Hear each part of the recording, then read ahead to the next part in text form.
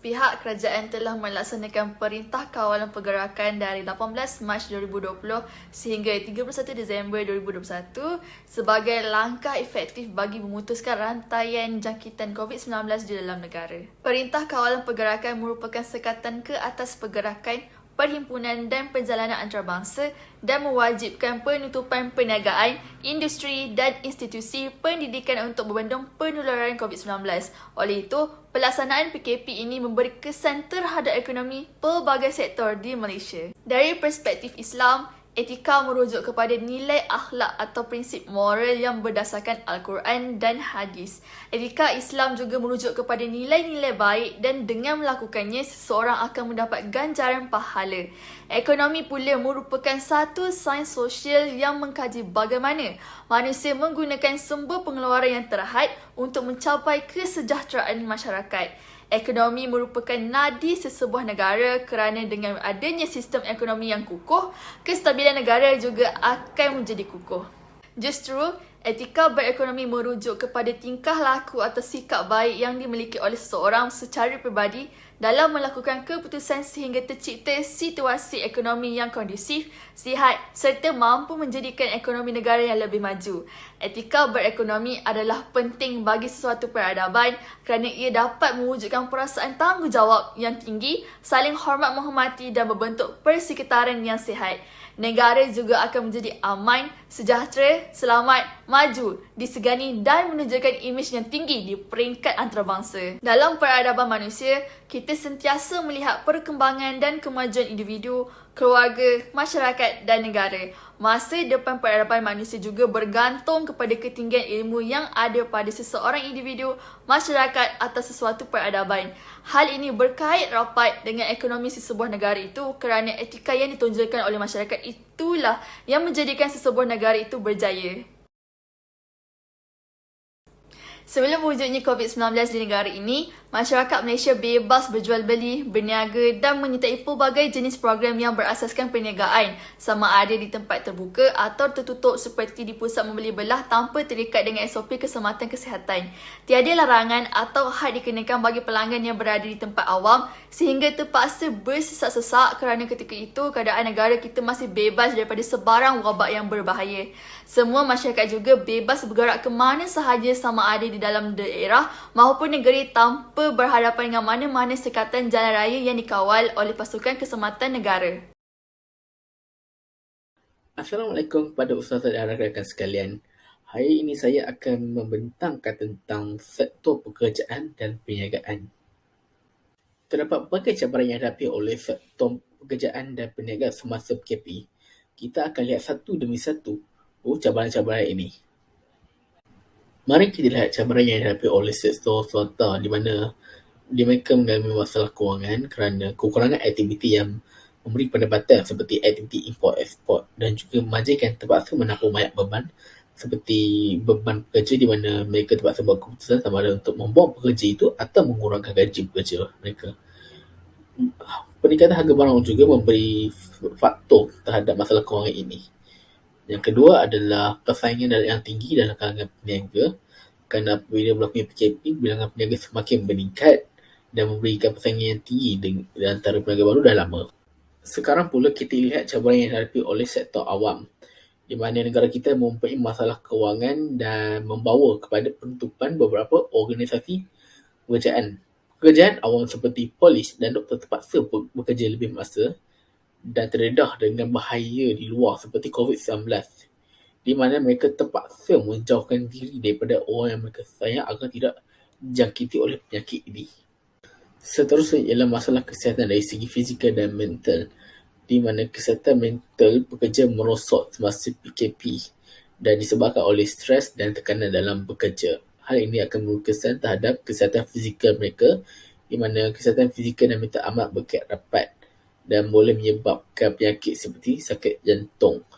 Ada pekerjaan seperti polis terdedah dengan COVID-19 semasa bekerja dan membawa bahaya kepada orang di sekeliling mereka seperti ahli keluarga mereka.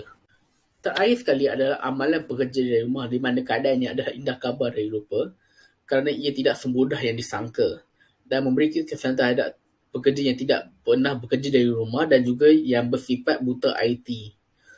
Kekurangan peralatan untuk bekerja dari rumah seperti komputer riba akan memberi kesukaran bagi pekerja untuk melakukan pekerjaan mereka.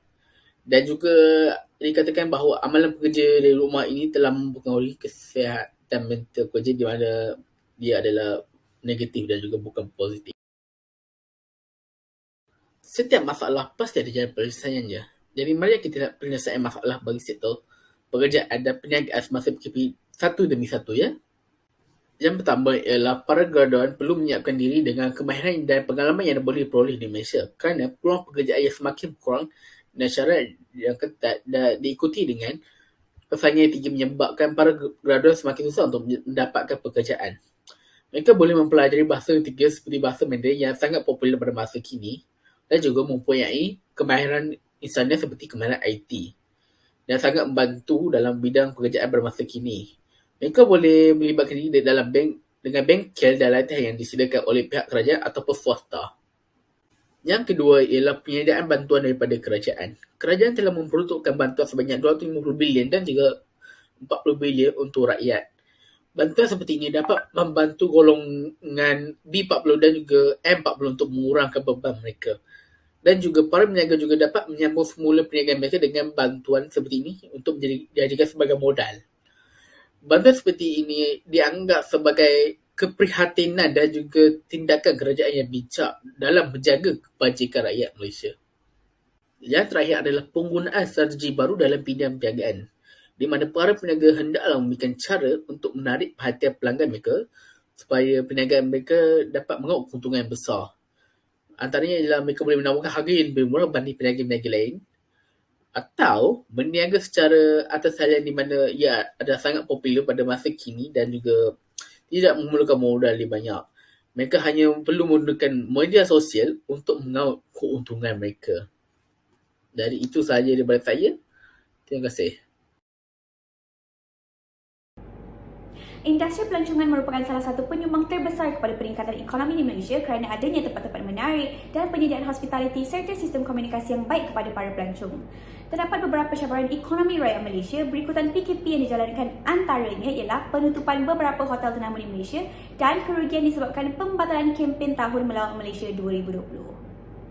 Ketiadaan pelanggan menginap di hotel menyebabkan pengusaha-pengusaha hotel menutup sementara atau menutup secara kekal operasi hotel bagi mengurangkan kerugian perniagaan mereka. Pengusaha-pengusaha sektor inap desa dan hotel bajet juga mengalami nasib yang sama oleh kerana ketiadaan pelanggan dan premis mereka tidak layak dijadikan pusat kuarantin. Oleh disebabkan itu, ramai kaki tangan industri perhotelan diberhentikan kerja atau diberikan cuti tanpa gaji untuk tempoh masa yang tidak diketahui. Jumlah KDNK juga berlaku penurunan apabila sumbangan industri perhotelan kian merundum disebabkan pembatalan lautan-lautan besar dan pembatalan tempahan bilik hotel oleh para pelancong disebabkan peningkatan kes COVID-19. Tambahan pula, Malaysia juga mengalami kerugian yang ketara disebabkan pembatalan kempen Tahun Melawat Malaysia 2020. TMM 2020 adalah program yang diadakan khas oleh kerajaan untuk menarik pelancong-pelancong luar untuk datang ke Malaysia, terutamanya dari pasaran negara China. Namun, apabila wabak COVID-19 kian menular, Kementerian Pelancongan Seni dan Kebudayaan telah mengumumkan pembatalan kempen TMM 2020 yang menyebabkan kekurangan pendapatan pelancongan berbanding tahun-tahun sebelum ini. Justru itu, beberapa penyelesaian atau strategi telah dilakukan untuk membantu industri perhotelan ini. Antaranya ialah ramai pengusaha-pengusaha hotel melakukan kemudahan padu lalu makanan di hotel mereka sebagai salah satu cara mereka untuk menjana pendapatan. Pelanggan hanya perlu datang, memesan makanan dan tunggu makanan dihantar ke kereta mereka. Cara ini menyebabkan ramai pelanggan dari pelbagai kaum datang membeli dan menyokong inisiatif pihak hotel kerana cara ini lebih mudah dan harganya lebih murah. Selain itu, pihak hotel juga boleh melakukan beberapa strategi untuk membendung penularan COVID-19 ini. Contohnya dengan melakukan pembersihan dan sanitasi sewajarnya, penerapan norma keselamatan kesihatan yang baharu, pengurangan kadar penghuni hotel dan peralihan interaksi secara peribadi kepada secara digital untuk mengehadkan interaksi secara bersemuka. Jika pengusaha-pengusaha hotel melakukan strategi-strategi seperti ini, tiada lagi keperluan untuk membuang pekerja-pekerja dan sedikit sebanyak dapat membantu semula pertumbuhan ekonomi industri perhotelan semasa PKP. Pihak kerajaan memberikan bantuan dan inisiatif untuk membantu semula perkembangan sektor pelancongan dengan pelaksanaan pelan pemulihan pelancongan. Pelal ini terdiri daripada kempen Meet in Malaysia, diskaun untuk percutian keluarga, beli belah, destinasi pelancongan, pakej petugas barisan hadapan serta pengangkutan. Bukan itu sahaja, kerajaan Malaysia juga menyediakan pakej bantuan ekonomi yang memberi sedikit kelegaan kepada pemilik dan pihak yang berkepentingan yang telah mengalami kerugian besar dalam perniagaan sektor pelancongan. Sebagai contoh, syarikat penerbangan, hotel, perkhidmatan penginapan, makanan dan minuman, restoran dan industri hiburan. Kerajaan juga telah memulakan program subsidi gaji untuk pekerja yang diberhentikan syarikat untuk memberi setiap pekerja yang diberhentikan RM600 setiap bulan.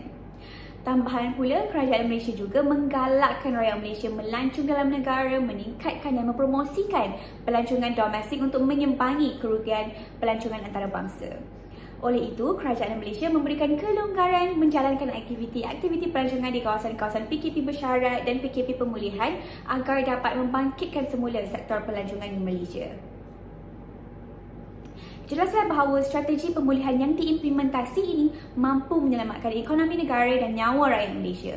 Peranan kerajaan amat penting bagi mengukuhkan semula ekonomi dan rakyat Malaysia yang bekerja di sektor lain juga perlu menyokong industri pelancongan dengan melancong di negeri-negeri di dalam Malaysia serta membeli barangan-barangan tempatan. Pelaksanaan PKP sebagai inisiatif pihak kerajaan untuk membanteras penularan wabak COVID-19 telah menyebabkan penutupan sektor pendidikan dalam jangka masa yang lama. Penutupan yang melibatkan semua institusi pendidikan ini tetap perlu beroperasi dengan cara yang berbeza supaya matlamat dan agenda pendidikan dapat dilestarikan.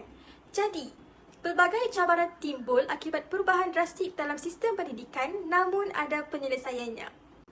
Cabaran pertama, pendidikan dan pembelajaran atau PDP terpaksa dilakukan dari rumah secara atas talian. Berdasarkan kajian, kebanyakan pelajar mengalami kebimbangan dan tekanan kerana mereka masih belum bersedia dengan norma baharu dalam sistem pendidikan ini.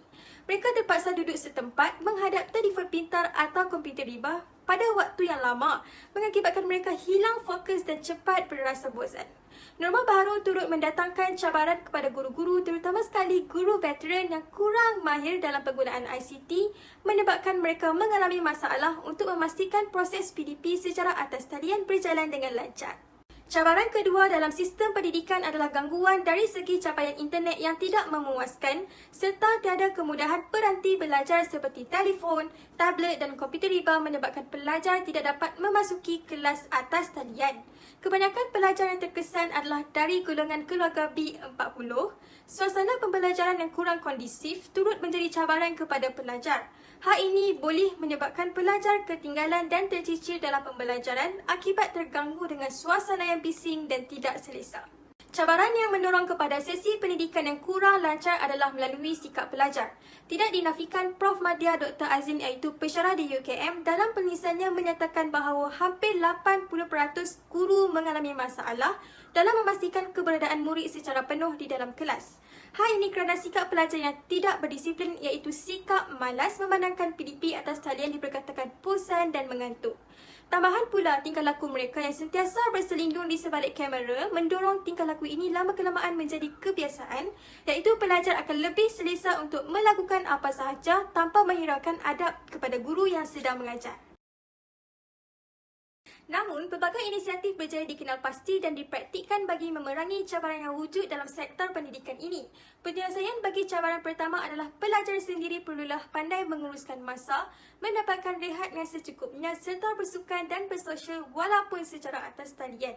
Secara tidak langsung, bebanan dan tekanan dapat dikurangkan memandangkan fizikal dan mental pelajar sentiasa sihat dan stabil.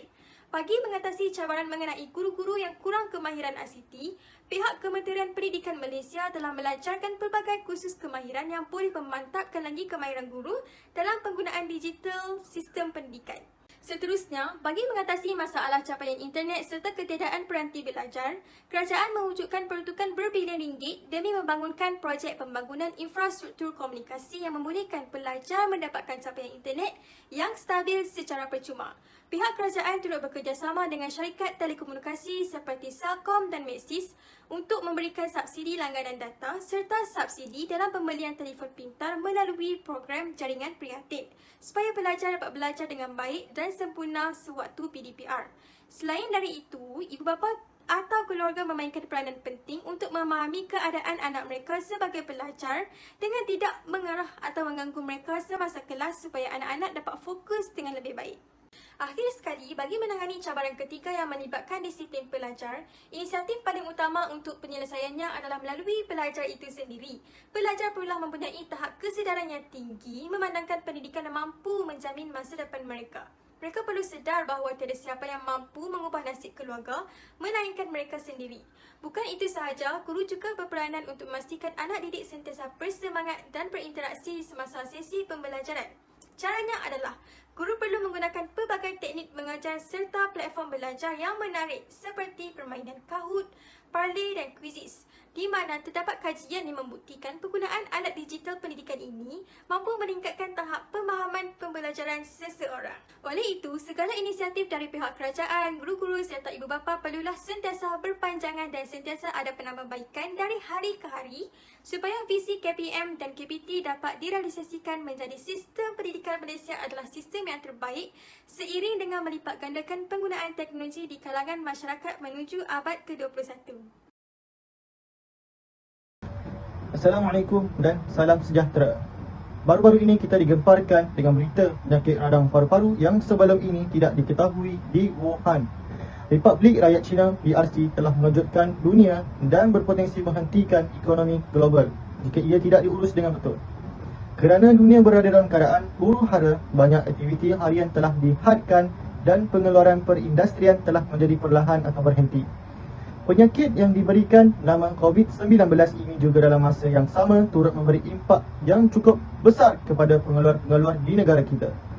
Berdasarkan pengumuman WHO pada Mac 2020, banyak sektor perkilangan yang terpaksa ditutup atas arahan daripada kementerian demi membendung penularan COVID-19 di negara ini. Hanya beberapa sektor dalam pembuatan yang dibenarkan oleh MITI untuk meneruskan operasi sepanjang PKP berlangsung. Menjelang PKP, banyak cabaran-cabaran yang dihadapi oleh sebahagian sektor perkilangan. Oleh hal yang demikian, syarikat-syarikat yang menjalankan proses pembuatan terpaksa menghadapi masalah kekurangan tenaga kerja disebabkan arahan kerajaan kepada pekerja untuk terus berada di kediaman masing-masing. Isu ini bukan sahaja memberi pesan kepada syarikat pengeluar, malah turut memberi kesan yang mendalam kepada institusi rumah tangga apabila sumber pendapatan utama mereka terjejas. Akibat daripada hal itu, pengeluaran produk semakin berkurangan kerana kilang tidak dapat beroperasi sepenuhnya. Bukan itu sahaja, bilangan kes yang semakin meningkat setiap hari mendatangkan rasa bimbang kepada sektor perkilangan kerana jika sebahagian dari besar dari pekerjanya dijangkiti COVID-19, kilang tersebut terpaksa ditangguhkan pengoperasiannya. Selain itu, cabaran yang dihadapi oleh sektor perkilangan ialah kekurangan bekalan dan kelembapan aktiviti ekspor. Hal ini demikian kerana sempadan antara negara telah ditutup dan disekat kemasukan imigran luar dan aktiviti ekspor dan atau import. Berdasarkan data pada Mac 2020, prestasi pengeluaran di dalam Malaysia agak merudum berbanding tahun-tahun yang lepas kerana kurangnya permintaan dari dalam dan luar negara. Hanya sektor pembuatan makanan, minuman, ubat-ubatan, pakaian dan peranti perubatan yang giat beroperasi sepanjang PKP. Kemudian, SOP yang diberikan kerajaan juga adalah cabaran yang besar buat sektor perkilangan kerana terpaksa membelanjakan banyak kos untuk memenuhi standard yang diperlukan bagi memastikan industri dapat beroperasi dengan baik dan tidak menghadapi sebarang masalah lain. Setiap masalah pasti ada jalan penyelesaiannya. Suka diingatkan bahawa setiap syarikat perlulah berganding bahu dalam memastikan keharmonian antara majikan dan pekerjanya. Isu ini tidak akan selesai dalam sehari, tetapi boleh diminimalkan daripada yang sebelumnya.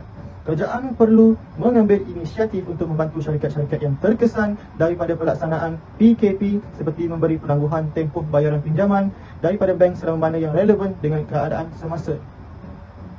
Selain itu juga, kerajaan juga harus giat mempromosi produk tempatan sebagai pilihan utama untuk keperluan sepanjang pandemik COVID-19 ini demi membantu industri kecil-kecilan yang dipelopori oleh rakyat Malaysia itu sendiri. Tanggungjawab ini bukan sahaja terletak pada badan kerajaan tapi juga menjadi keutamaan syarikat untuk mencari cara untuk menyediakan kemudahan terbaik kepada pekerjanya seperti mengarahkan pekerja bekerja dari rumah. Ini secara tidak sengaja memudahkan kedua belah pihak kerana dapat beroperasi secara efektif walaupun dalam tidak menjejakkan kaki di tempat kerja.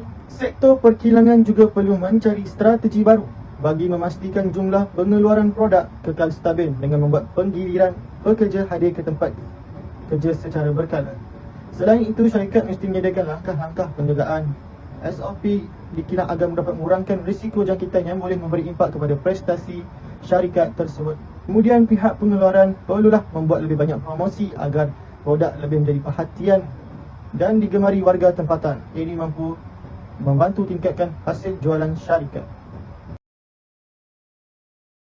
Wabak COVID-19 juga telah pun menjejaskan ekonomi rakyat di dalam sektor kesihatan.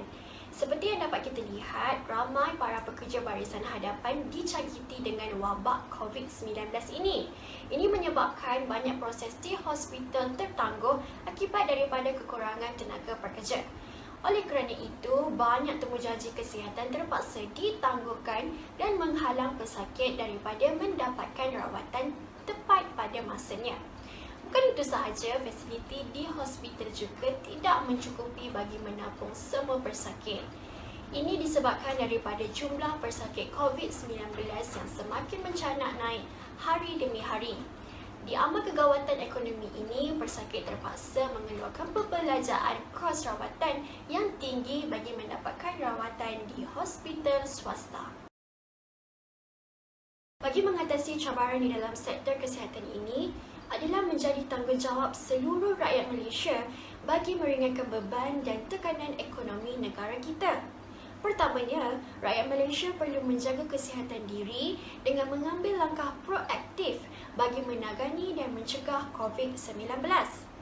Menjaga kesihatan dengan mengikuti dan mematuhi peraturan yang telah digariskan oleh Kementerian Kesihatan Malaysia KKM, iaitu Prosedur Operasi Standard SOP, dapat memberi impak dan perubahan yang besar di dalam sektor kesihatan negara. Justeru itu, memutuskan rantaian penularan wabak COVID-19. Di samping itu juga, rakyat Malaysia digalakkan untuk mengambil suntikan vaksin COVID-19 seperti yang telah disarankan oleh Kementerian Kesihatan Malaysia KKM. Ini juga adalah inisiatif kerajaan untuk membendung penularan wabak ini. Adalah menjadi tanggungjawab kita sebagai rakyat Malaysia untuk mengambil suntikan tersebut. Akhir sekali, kerajaan haruslah sentiasa mengambil berat dan sentiasa peka dengan nasib golongan rakyat yang kurang berkemampuan. Seperti yang dapat kita lihat, kerajaan Malaysia telah pun melancarkan pakej rancangan ekonomi dan juga pakej rancangan ekonomi prihatin rakyat prihatin. Bantuan ini juga dapat membantu sedikit sebanyak meringankan beban rakyat, terutamanya kehidupan rakyat yang kais pagi makan pagi, kais petang makan petang. Dengan cara ini, ekonomi Malaysia dapat kembali stabil, sejajar dapat membantu seluruh rakyat Malaysia, terutamanya bagi mereka yang terjejas teruk. Ingat, kita belum menang. Kesimpulannya, kemunculan COVID-19 dan pengisytiharan PKP telah memberi impak yang sangat besar terhadap ekonomi rakyat Malaysia. Pelbagai sektor di Malaysia menghadapi cabaran dan kerugian yang besar akibat daripada wabak tersebut.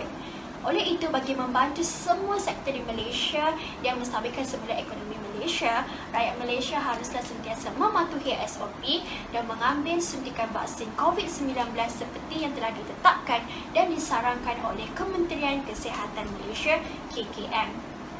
Seluruh rakyat Malaysia tidak mengira pangkat, warna kulit, budaya maupun adat haruslah bersatu hati dan saling tolong-menolong bagi memutuskan rantaian penularan wabak COVID-19 ini.